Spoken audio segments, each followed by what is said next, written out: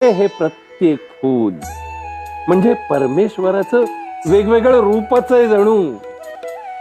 हे परमेश्वराची विधातेची ही रचना. या फुलांचा रंग वेगवेगळा आहे, आकार वेगवेगळा आहे, गंध वेगवेगळा आहे,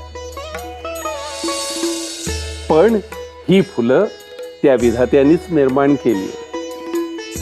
तसंच आहे, परमेश्वराची रूप ही वेगवेगळी असतात, पण तो परमात्मा तो एकच असतो. हीच गोष्ट तुम्हाला समजवून सांगायची होती.